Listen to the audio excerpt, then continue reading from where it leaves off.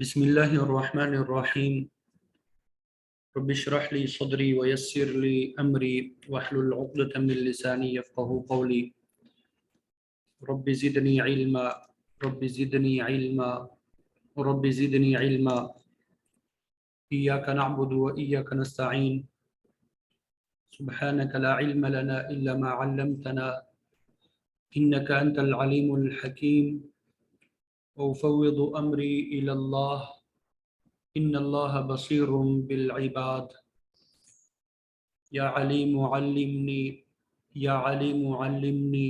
يا عليم علمني.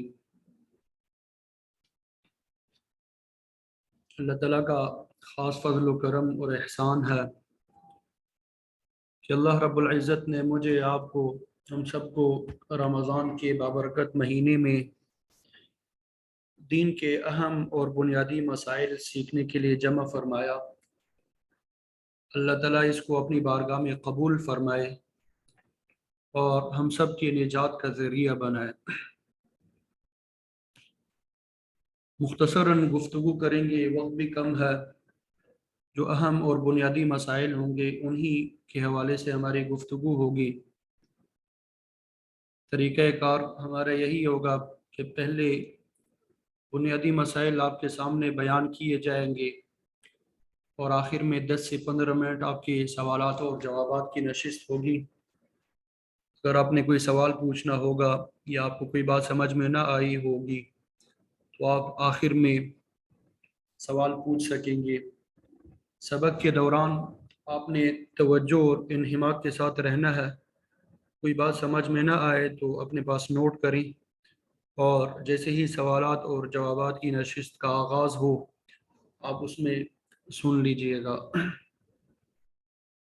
آپ اس میں پھر اپنا سوال جو ہے تحریر فرمائیے گا۔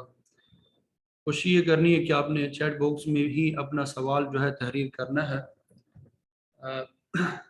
زبانی سوال پوچھنے کا موقع نہیں دیا جائے گا۔ تحریری طور پہ ہی آپ نے چیٹ باکس میں اپنا سوال تحریر کرنا ہے تو آپ کے سوال کا جواب دیا جائے گا۔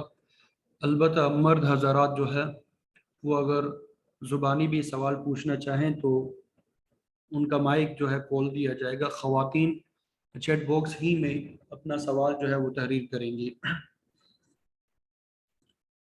تو جیسا کہ آپ سب کے علم میں ہے کہ زکوٰۃ اسلام کے 5 جو بنیادی ارکان ہے ان میں سے ایک اہم رکن ہے۔ اس کو تقریباً قرآن مجید میں 32 مقامات پہ نماز کے ساتھ متصل بیان کیا گیا ہے۔ تو اس سے اس کا اندازہ اور اس کی اہمیت کا آپ اندازہ لگا سکتے ہیں۔ اہل علم فرماتے ہیں کہ زکوٰۃ اور صلاۃ یہ صرف 2 عبادتوں کا حکم نہیں ہے، بلکہ یہ 2 نظام قائم کرنے کا حکم ہے۔ ایک کو نظام صلاۃ کہتے ہیں، یعنی اللہ تعالیٰ کی عبادت، اللہ تعالیٰ کے حقوق ادا کرنے کے نظام کو قائم کرنے کا عنوان نظام صلاۃ ہے، اور نظام زکوٰۃ مالیاتی حقوق ادا کرنے، غریب انسانوں کے حقوق ادا کرنے، انہیں اپنے پاؤں پہ کھڑا ہونے میں مدد دینے کے نظام کو نظام زکوٰۃ کہتے ہیں۔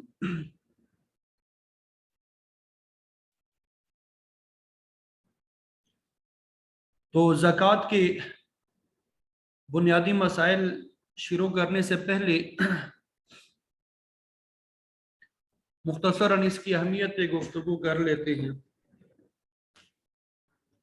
جب انسان زکوٰۃ ادا کرتا ہے تو اللہ رب العزت انسان کے مال سے، مال کا جو شر ہوتا ہے وہ ختم فرما دیتے ہیں، اور انسان اللہ تعالیٰ کی ناراضگی اور غصے سے بچتا ہے۔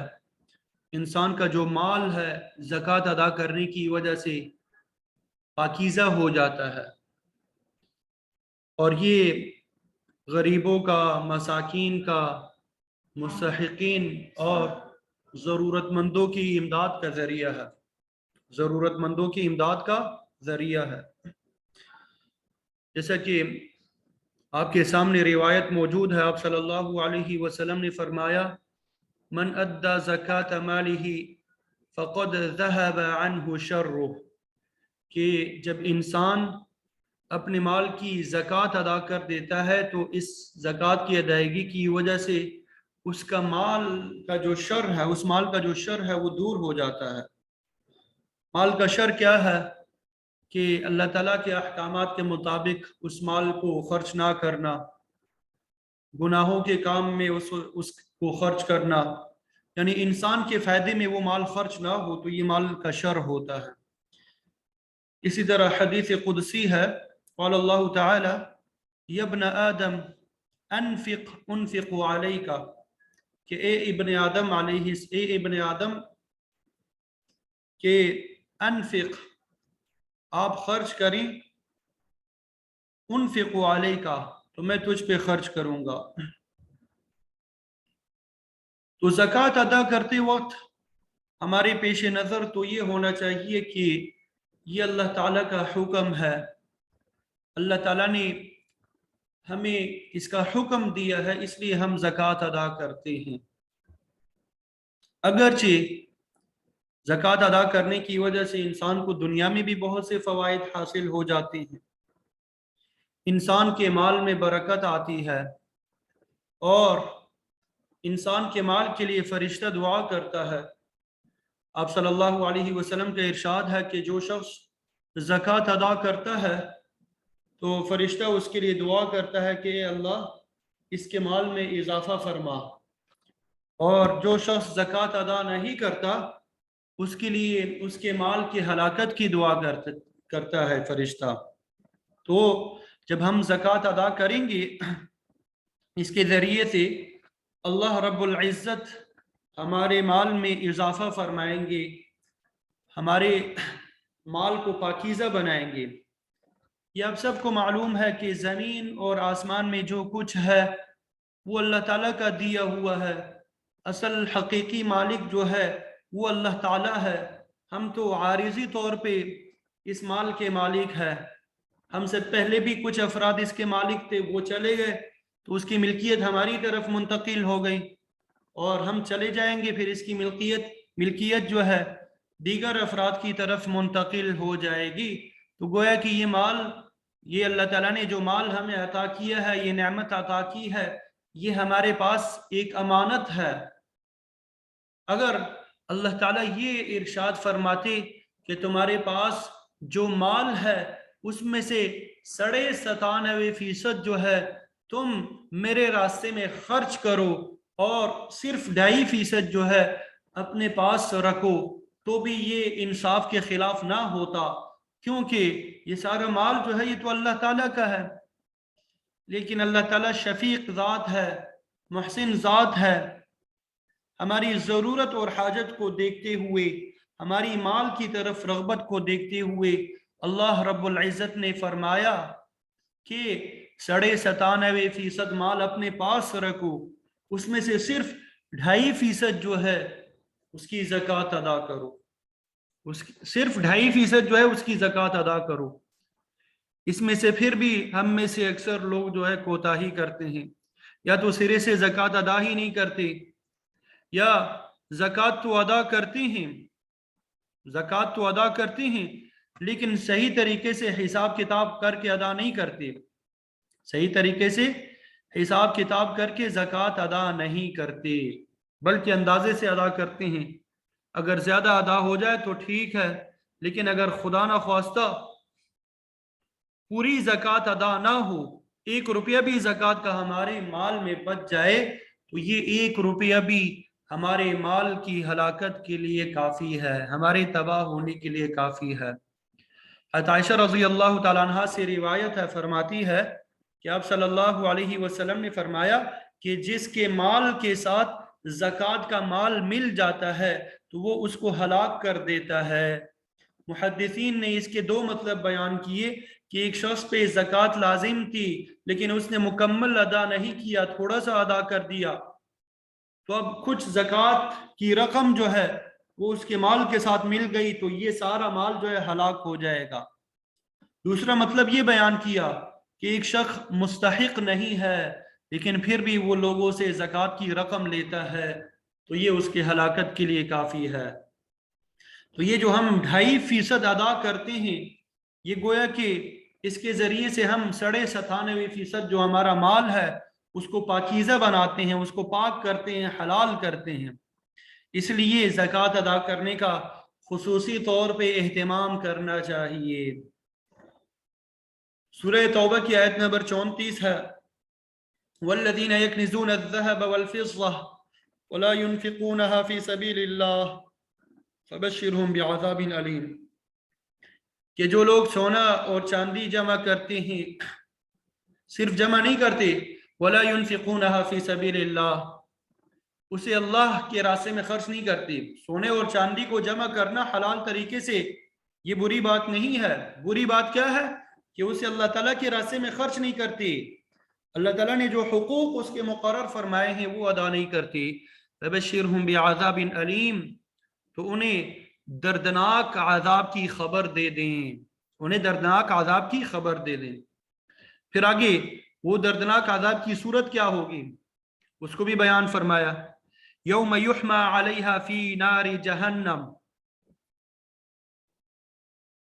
کہ جس دن اس دولت کو جہنم کی آگ میں تپایا جائے گا، فتکوى بها جباہہم وجنوبہم وظہورہم، پھر اس مال سے ان لوگوں کی پیشانیوں کو، ان کے پہلوؤں کو اور ان کی پشتوں کو داغا جائے گا اور کہا جائے گا ھذا ما کنزتم، یہ وہ خزانہ ہے، یہ وہ دولت ہے، ما کنزتم لانفسکم، جو تم نے اپنے لیے جمع کیا تھا، فذوقوا، اب اس کا مزہ چکھ لو، ما کنتم تکنزون، جو تم جمع کیا کرتے تھے، جو تم کیا کیا کرتے تھے، جمع کیا کرتے تھے۔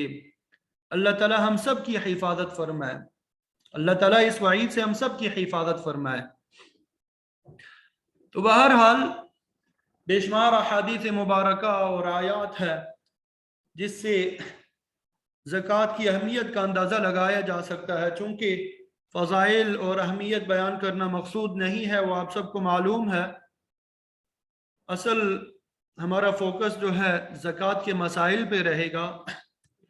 تو زکوٰۃ کے احکام کو سیکھنا ہر عاقل بالغ مسلمان مرد یا عورت پہ جو نصاب کا مالک ہو، اس کے لیے زکوٰۃ کے احکام اور مسائل کو سمجھنا سیکھنا یہ فرض ہے۔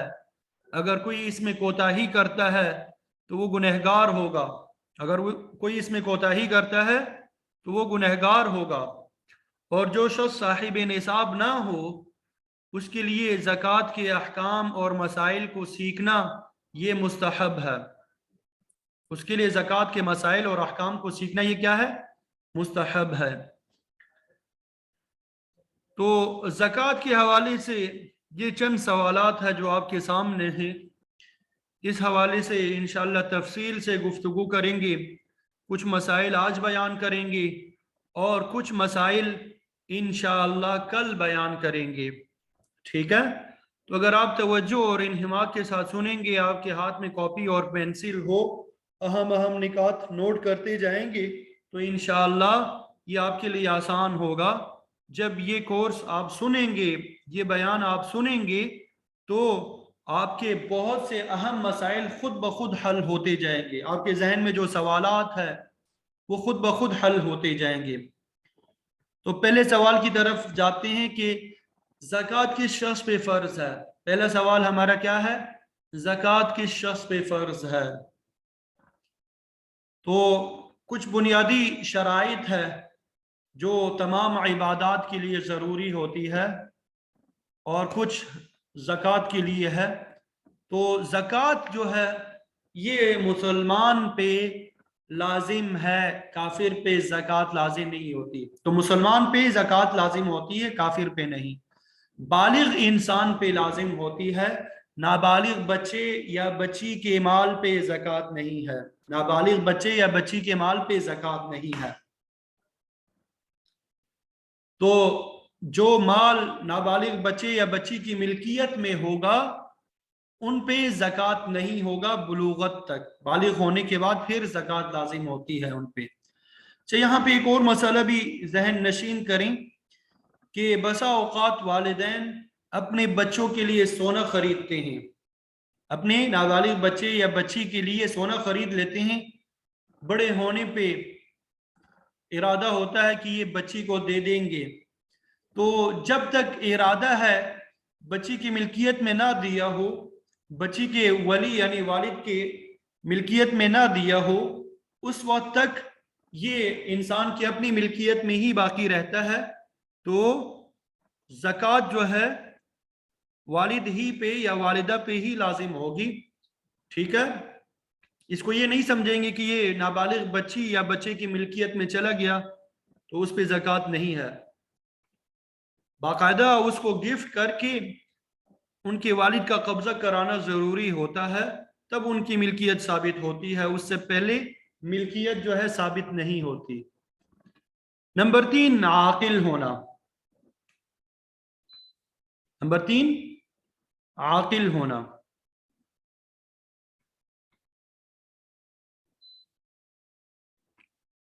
تو مجنون اور پاگل کے مال پہ زکوٰۃ نہیں ہے۔ نمبر 4، صاحب نصاب ہونا۔ ان تمام شرائط کے ساتھ ساتھ انسان صاحب نصاب بھی ہو، نصاب کے بقدر مال بھی ہو اس کے پاس۔ اب نصاب کیا ہے، نصاب کی کتنی قسمیں ہیں، یہ انشاءاللہ آگے تفصیل سے ڈسکس کر لیں گے، ٹھیک ہے؟ ابھی صرف اتنا ذہن میں رکھیں کہ صاحب نصاب ہو۔ نمبر 5، اس مال پہ نصاب پہ سال پورا ہو چکا ہو، سال پورا ہو چکا ہو۔ ابھی اس میں بھی تفصیلات ہیں، انشاءاللہ آگے ڈسکس کر لیں گے، یہاں پہ بس اتنا یاد رکھیں کہ ہر چیز پہ سال پورا ہونا ضروری نہیں ہے، بلکہ سال کے پہلے اور آخری دن نصاب کا پورا ہونا ضروری ہے۔ سال کے درمیان میں اونچ نیچ کا اعتبار نہیں ہے، کبھی مال کم ہو جاتا ہے، کبھی زیادہ ہو جاتا ہے، تو اس کا اعتبار نہیں ہوتا، بلکہ سال کے پہلے اور آخری دن میں نصاب کا پورا ہونا ضروری ہے۔ اس کی تفصیلات انشاءاللہ آگے ڈسکس کر لیں گے۔ نمبر 6، مالی واجبات سے زائد ہو، جو آپ کے پاس نصاب ہے لائبلٹیز وغیرہ سے زائد ہو، مالی واجبات سے زائد ہو۔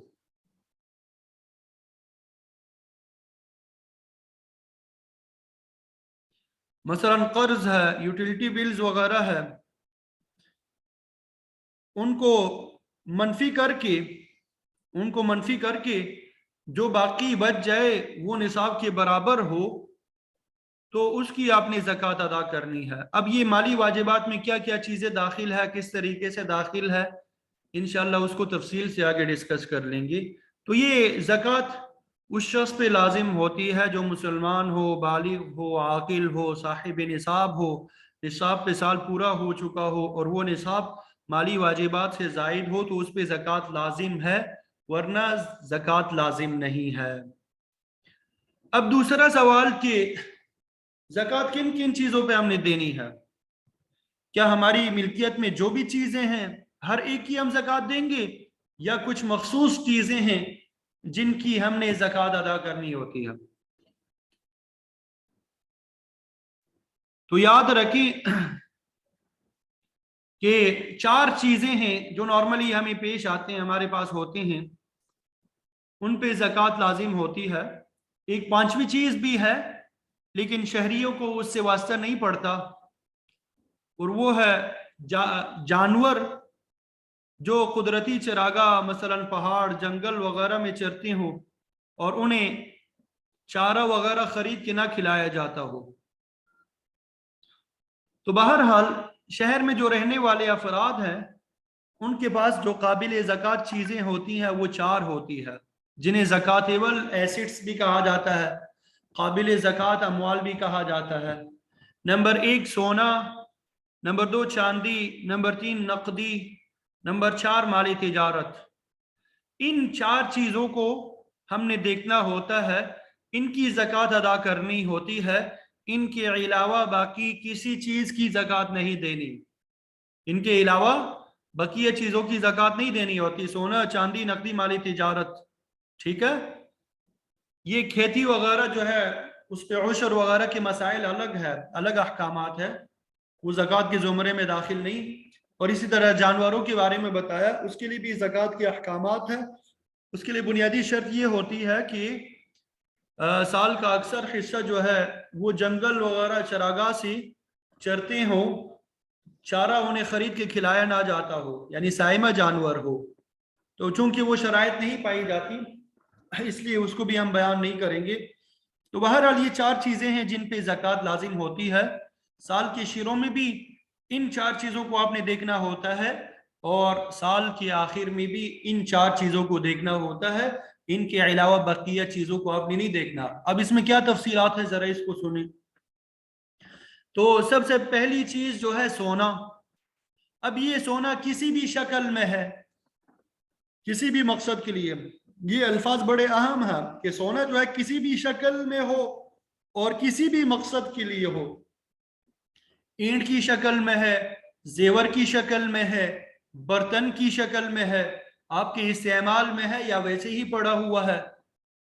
دینی مقصد یعنی حج کے لیے آپ نے سونا جمع کیا ہے، دنیاوی مقصد شادی کے لیے آپ نے سونا جمع کیا ہے، مکان بنانے کے لیے یا کسی بھی مقصد کے لیے جمع کیا ہے، ہر صورت میں سونے پہ زکوٰۃ لازم ہوتی ہے۔ سونا جس مقصد کے لیے بھی ہو، استعمال میں ہو نہ ہو، اس پہ زکوٰۃ لازم ہے۔ ٹھیک ہے، جب سونا آپ کے پاس آ گیا گویا کہ آپ نے اس کی زکوٰۃ دینی ہے۔ نمبر 2 چاندی۔ چاندی کی بھی یہی تفصیل ہے، کسی بھی شکل میں ہو اور کسی بھی مقصد کے لیے بھی ہو تو اس پہ زکوٰۃ لازم ہوتی ہے۔ تو سونا چاندی کسی بھی شکل میں ہو اور کسی بھی مقصد کے لیے ہو، ان پہ زکوٰۃ لازم ہوتی ہے۔ 2 چیزیں ہوگی۔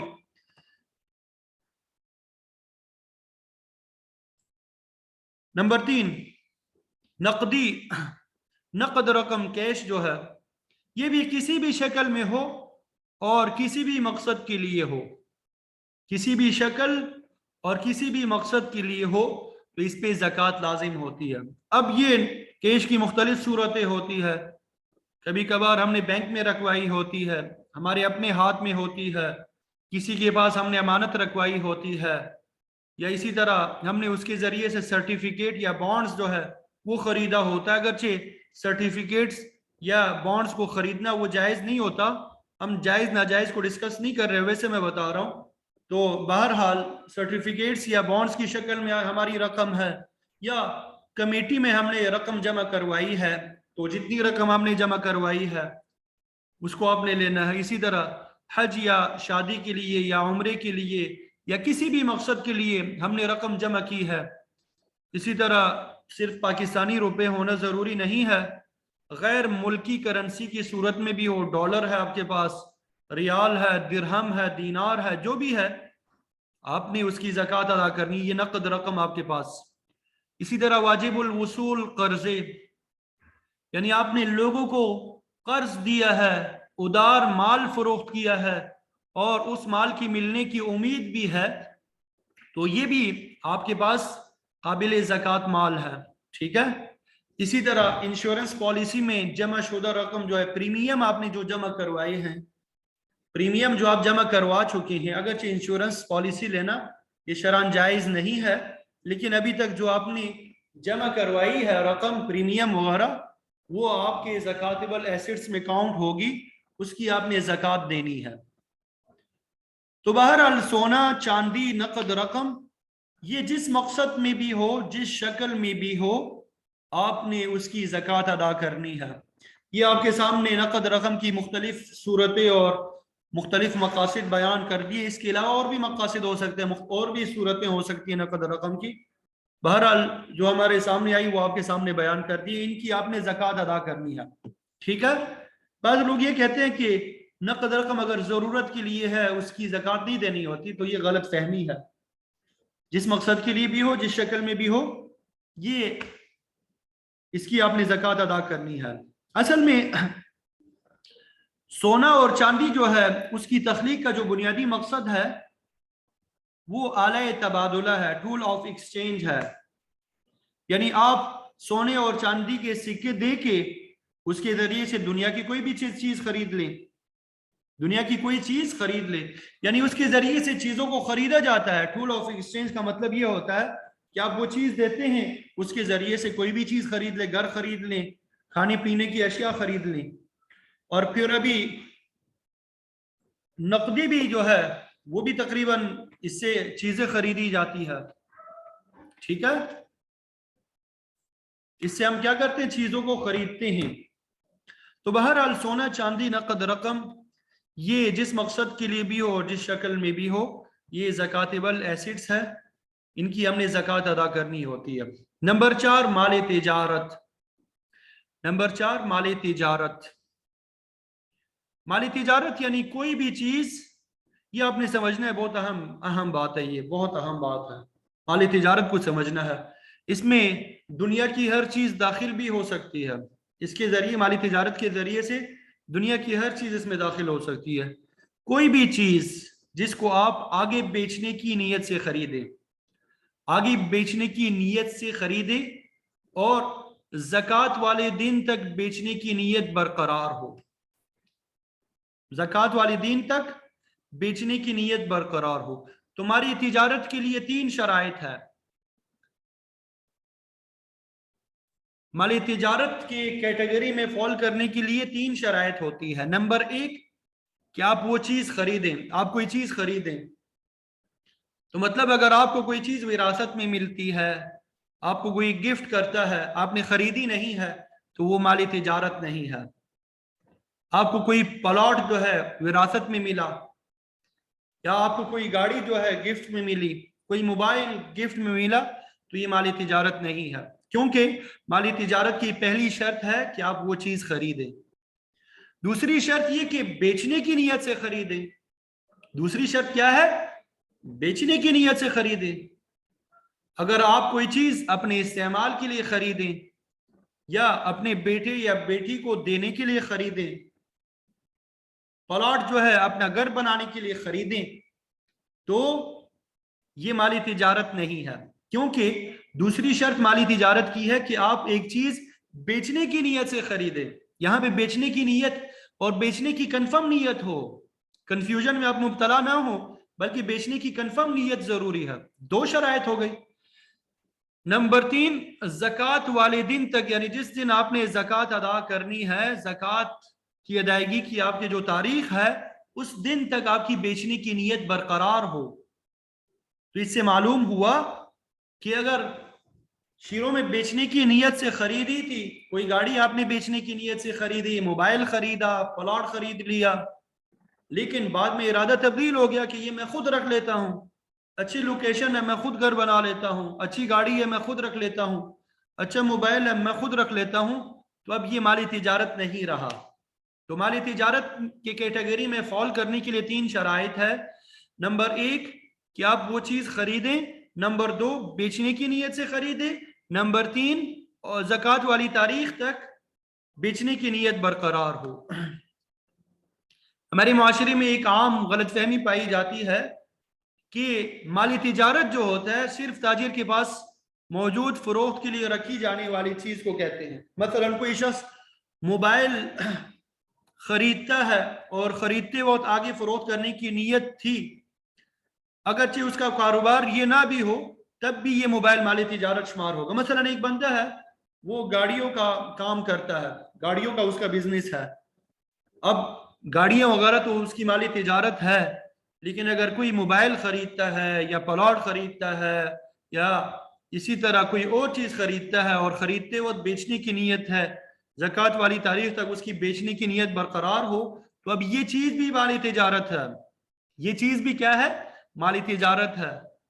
جن چیزوں کا انسان بزنس کرتا ہے ان کو تو مالی تجارت ہم کہتے ہیں، لیکن یہ جو چیز ہے یہ بھی شریعت کی نگاہ میں مالی تجارت ہے. اسی طرح بعض لوگ جو ہے جو کمرشل پلاٹ ہے اس کو تو مالی تجارت سمجھتے ہیں، لیکن جو رہائشی پلاٹ ہوتے ہیں، ریزیڈینشل پلاٹ جو ہے، وہ اگر بیچنے کی نیت سے آپ خریدتے ہیں تو وہ بھی مالی تجارت ہی ہوں گے، اگرچہ وہ رہائشی پلاٹ ہے.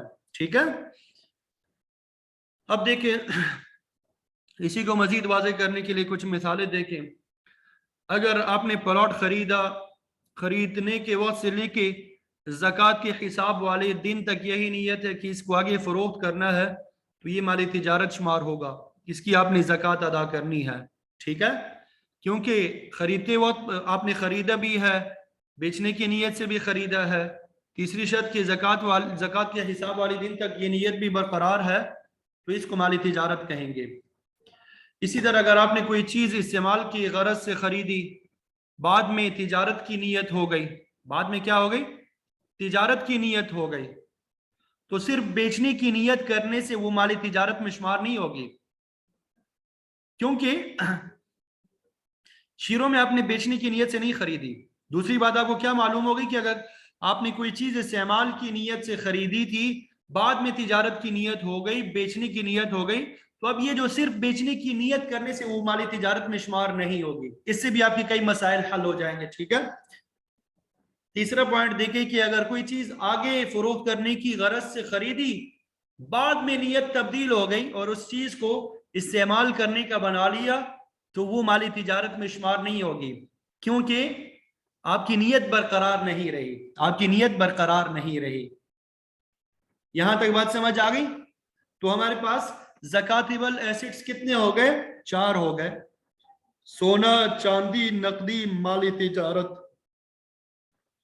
अब ये महंगी महंगी गाड़ियां हैं, महंगे महंगे घर होते हैं, या इसी तरह हीरे जवाहरात होते हैं, तो उन पे ज़कात लाजिम नहीं है अगर आप अपने इस्तेमाल के लिए खरीदते हैं। अगर आपके पास वो मौजूद है, आप खुद इस्तेमाल करते हैं, तो उनके ऊपर ज़कात लाजिम नहीं है। अगरचे हीरे जवाहरात जो है वो बहुत कीमती होते हैं, लेकिन उसके बावजूद शरीयत ने उन पे ज़कात लाजिम नहीं की। लेकिन जब आप बेचने की नीयत से वो खरीदेंगे, बेचने की नीयत बरकरार होगी, तो वो माली तिजारत बन जाएगी, फिर उसकी आपने ज़कात देनी है। आपके पास 10 गाड़ियां हैं, अपने इस्तेमाल के लिए है, 10 मकानात है, आपके इस्तेमाल के लिए है, तो उन पे ज़कात लाजिम नहीं है। ठीक है, ये शुरू से ही आपकी नीयत हो। अगर ज़कात से बचने के लिए आप नीयत तब्दील कर लेते हैं कि चलो, मुफ्ती साहब ने बताया था कि अगर नीयत तब्दील कर दें, बेचने की नीयत ना रखें, तो ज़कात जो है फिर नहीं अदा करनी पड़ती, तो ज़कात से बचने के लिए अगर ये हीला इख्तियार करें तो ये जायज़ नहीं है, नाजायज़ है। ठीक है, तीसरी चीज, पहले सवाल हमने देखा कि ज़कात किस शख्स पे फर्ज है, दूसरा सवाल हमने ये देखा कि ज़कात किन चीज़ों पे फर्ज है, और तीसरी चीज जो है, तीसरा सवाल हमारा निसाब क्या है। हमने शुरू में पढ़ा कि ज़कात किस शख्स पे फर्ज है, उसमें एक शर्त ये थी कि साहिब निसाब हो, इंसान निसाब का मालिक हो। अब ये निसाब क्या चीज है, ठीक है, और निसाब की क्या किस्में हैं, तो याद रखिए, वो मखसूस मिकदार जिसका मालिक होने पे ज़कात फर्ज होती है, ज़कात लाजिम होती है, ज़कात फर्ज होती है, ज़कात लाजिम होती है, उसको निसाब कहते हैं। वो मखसूस मिकदार जिसका मालिक होने पे ज़कात फर्ज हो जाती है, उसे निसाब कहते हैं। अब 2 किस्म के हमारे पास निसाब होती हैं। एक निसाब तो वो है जिसके जरिए से हम ये फैसला करते हैं कि हमारे ऊपर ज़कात लाजिम है या नहीं। एक निसाब वो है जिसके जरिए ज़कात के लाजिम होने या ज़कात के लाजिम ना होने का फैसला करें, इसको वजूब ज़कात का निसाब कहते हैं, वजूब ज़कात का निसाब कहते हैं। दूसरा निसाब वो है जिसके जरिए से हमने ये फैसला करना होता है, या जिसके जरिए से इंसान ने ये फैसला करना होता है कि वो ज़कात का मुस्तहिक है या नहीं, वो ज़कात का मुस्तहिक है या नहीं। तो 2 निसाब हो गए जिसके जरिए से हम ज़कात के लाजिम होने या ना होने का फैसला करेंगे। दूसरा निसाब वो जिसके जरिए ज़कात लेने वाले का कि वो मुस्तहिक है या नहीं, वो फैसला किया जाता है। तो हमारे पास जो पहला निसाब है जिसके जरिए से हमने फैसला करना है, जिसके जरिए से हमने फैसला करना है कि ज़कात हमारे ऊपर लाजिम है या नहीं, तो हमारे पास देखें जो काबिल ज़कात अमवाल है, सोना है, चांदी है, नकदी है, माली तिजारत है, ये 4 चीजें हैं, ये इनकी ज़कात होती है। ठीक है, अब इसको जरा तफसील से समझना है। ابھی ہم نے دیکھنا ہے کہ کس طریقے سے زکوٰۃ کا نصاب وہ دیکھنا ہے ہم نے، کہ اب مثلا سونا ہے، ایک آدمی کے پاس کیا ہے؟ صرف سونا ہے. ایک آدمی ہے اس کے پاس صرف سونا ہے. یہ یہاں پہ دیکھیں ہم نے یہاں پہ صرف سونے کو بھر دیا، یعنی ہمارے پاس سونا ہے، چاندی، نقدی، مالی تجارت نہیں ہے. بقیہ تین چیزیں نہیں ہے، ہمارے پاس صرف سونا ہے. تو اب نصاب کیا ہے؟ 7.5 تولہ سونا ہے.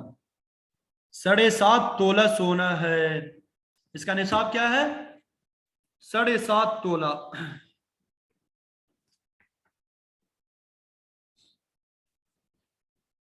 اور اگر گرام کے اعتبار سے ہم اس کو دیکھیں تو 87.47 گرام. اگر ایک آدمی کے پاس صرف سونا ہو، چاندی، نقدی، مالی تجارت میں سے کچھ بھی نہ ہو، تو گرام کے اعتبار سے 87.47 گرام ہو. ٹھیک ہے، تو انسان صاحب نصاب بنے گا. ٹھیک ہے، یہ جب احادیث مبارکہ کا ہم مطالعہ کرتے ہیں تو آپ صلی اللہ علیہ وسلم نے صحابہ سے فرمایا کہ سونے کے 20 سکے جس کے پاس ہو وہ صاحب نصاب ہے، اور چاندی کے 200 سکے جس کے پاس ہو وہ بھی صاحب نصاب ہے. آپ صلی اللہ علیہ وسلم کے زمانے میں سونے کے سکے کو دینار کہا جاتا تھا اور چاندی کے سکے کو درہم کہتے تھے. اللہ تعالیٰ ہمارے علماء کرام کو، فقہائے عظام کو جزائے خیر نصیب فرمائے. جب دینار اور درہم کا زمانہ ختم ہونے لگا تو فوراً انہوں نے اس کے اندر موجود مقدار کو محفوظ کر لیا. ٹھیک ہے، اب یہ جو 20 سونے کے سکے ہیں اس کے اندر جو مقدار تھی وہ محفوظ کر لی، اسی کو بتا دیا کہ 7.5 تولہ. پھر اسی کو گرام میں کنورٹ کیا تو 87.47 گرام. یہ علماء اور فقہا کا ہمارے اوپر احسان عظیم ہے. اسی طرح چاندی کے بارے میں، درہم چاندی کو کہتے ہیں نا، 200 سکے ہو چاندی کے تو زکوٰۃ لازم ہوتی تھی، انسان صاحب نصاب بنتا تھا. احادیث کی کتاب جب آپ مطالعہ کریں گے آپ کو یہی ملے گا. 20 سکے سونے کے ہو یعنی دینار ہو، 200 سکے چاندی کے ہو یعنی درہم ہو، تو وہ صاحب نصاب بنتا ہے. تو جب چاندی کے سکے ختم ہونے لگے تو اس کے مقدار کو محفوظ فرما لیا علماء کرام نے، 52 تولہ.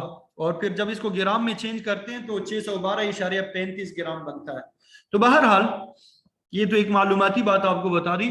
اگر ایک آدمی کے پاس صرف سونا ہو تو اگر اس کی مقدار 7.5 تولہ ہے یا گرام میں 87.47 گرام ہے تو ایسی صورت میں وہ صاحب نصاب ہوگا. جس تاریخ کو اتنی مقدار میں اس کے پاس سونا آئے گا، اگلے سال اسی تاریخ کو اگر اتنا سونا ہے یا اس سے زیادہ ہے تو اس کی وہ زکوٰۃ ادا کرے گا. درمیان میں اگر سونا کم زیادہ ہوتا ہے اس کا اعتبار نہیں ہوتا، پہلے دن کی تاریخ اور سال کے آخری دن کی تاریخ کا اعتبار کیا جاتا ہے. ٹھیک ہے، اسی طرح اگر ایک آدمی ہے اس کے پاس صرف چاندی ہے، سونا بھی نہیں ہے، صرف چاندی ہے، ٹھیک ہے، نقدی بھی نہیں ہے، مال تجارت بھی نہیں ہے، صرف چاندی ہے، تو اگر اس کی مقدار 52 تولہ ہے یا 612.35 گرام ہے تو وہ صاحب نصاب ہوگا. جس تاریخ کو اس کے پاس اتنی مقدار میں چاندی آ جائے وہ صاحب نصاب بن جائے گا. اگلے سال اسی تاریخ کو اس نے دیکھنا ہے کہ اس کے پاس اتنی مقدار میں چاندی ہے یا اس سے زیادہ ہے تو وہ صاحب نصاب ہی رہے گا اور زکوٰۃ ادا کرے گا. اگر اس سے کم ہے تو وہ زکوٰۃ ادا نہیں کرے گا، صاحب نصاب نہیں رہے گا. یہ تو اگر صرف سونا ہو یا صرف چاندی ہو. ٹھیک ہے، اب یہ بقیہ جو 3 صورتیں ہیں یہ مکس ہو کے آ جائیں گے. کوئی سے 2 اموال زکوٰۃ مکس آ جائے، مثلا سونا اور چاندی ایک آدمی کے پاس ہے، نقدی اور مالی تجارت نہیں ہے. ٹھیک ہے، اسی طرح کوئی سے 3 اموال زکوٰۃ آ جائے، مثلا چاندی ہے، ایک آدمی کے پاس چاندی ہے، نقدی ہے، مالی تجارت ہے، سونا نہیں ہے. یا تیسری صورت 4 اموال زکوٰۃ، چاروں آ جائے، سونا بھی ہے اس کے پاس، چاندی بھی ہے کچھ، نقدی بھی ہے اور مالی تجارت بھی ہے. تو ان تینوں صورتوں میں چاندی کی مالیت کا اعتبار کیا جاتا ہے. چاندی کی مالیت کا اعتبار کیا جاتا ہے کہ اگر اس کی مالیت 52.5 तोला चांदी की मालियत की बकदर होगी तो उस पे ज़कात लाजिम होगी, वो साहिब निसाब होगा। यानी एक आदमी के पास नकदी है या एक आदमी के पास सिर्फ माली तिजारत है, सिर्फ नकदी है या सिर्फ माली तिजारत है, तो अगर उसकी मालियत 52.5 तोला चांदी की मालियत के बकदर होगी तो वो साहिब निसाब कहलाएगा, ज़कात उस पे लाजिम होगी। या अगर इनमें से कोई एक दो मिक्स होके आ जाए, तीनों मिक्स होके आ जाए, चारों मिक्स होके आ जाए, तब भी चांदी की मालियत का एतबार होगा, तब भी क्या होगा, चांदी की मालियत का एतबार होगा। उम्मीद करता हूँ ये निसाब की समझ आ गई होगी। मुख्तसरन दोबारा बता देता हूँ कि अगर एक आदमी के पास सिर्फ सोना हो, बकिया तीनों चीज़ों में से कोई चीज़ भी ना हो, चांदी नकदी माली तिजारत कुछ भी नहीं है, तो फिर निसाब 7.5 तोला है। और अगर एक आदमी के पास सिर्फ चांदी है तो भी 52.5 तोला चांदी होगी तो ज़कात उस पर लाजिम है, साहिब निसाब होगा वो। इसी तरह अगर एक आदमी के पास सिर्फ नकदी है तो भी चांदी की मालियत का एतबार होता है। अगर एक आदमी के पास सिर्फ माल तिजारत है तो भी चांदी की मालियत का एतबार होता है। और अगर एक आदमी के पास इनमें से कोई से दो मिक्स होके आ जाए, सोना चांदी आ जाए, ठीक है, या तीन मिक्स होके आ जाए, सोना चांदी नकदी आ जाए, या चारों मिक्स होके आ जाए, सोना चांदी नकदी माली तिजारत, तब भी चांदी की मालियत का एतबार होगा। यानी अगर उसकी मालियत जो है 52.5 तोला चांदी की मालियत के बकदर होगी तो इंसान साहिब निसाब होगा, वो उसकी ज़कात अदा करेगा। यानी जिस तारीख को इंसान के पास 52.5 तोला चांदी की मालियत के बकदर ये माल आ जाएगा तो वो साहिब निसाब बन गया। अब अगले साल उसी तारीख को उसने देखना है कि उसके पास निसाब के बकदर माल मौजूद है या नहीं। अगर उसके बकदर माल मौजूद है या उससे ज्यादा है तो उसकी ज़कात अदा करेगा। अब साल के दरमियान जो कम या ज्यादा हो गया उसका एतबार नहीं होगा, उसका एतबार नहीं होगा। ठीक है, तो ये निसाब जो है आपको बता दिया। ठीक, अब ये निसाब से मनफी की जाने वाली जिम्मेदारियां जो है जिनको आपने मैनेज करना है, जिन चीजों को आपने मैनेज करना है, ये सवाल पढ़ लेते हैं फिर सेशन जो है क्लोज कर लेते हैं। ठीक है, तो तवज्जो से जरा देखिएगा। वाजिबुल अदा कर्ज, यानी आपने किसी का कर्ज देना है, उसको ये निसाब से मैनेज करना है। आपने सोना चांदी नकदी माली तिजारत जो निसाब आपके पास, उसमें से वाजिबुल अदा कर्ज को मैनेज करना है। इसी तरह यूटिलिटी बिल्स जो है, बिजली है, गैस है, फोन का बिल है, उस महीने का जो बिल है जिस महीने में आपने ज़कात अदा करनी है उसमें से इसको मैनेज करना है।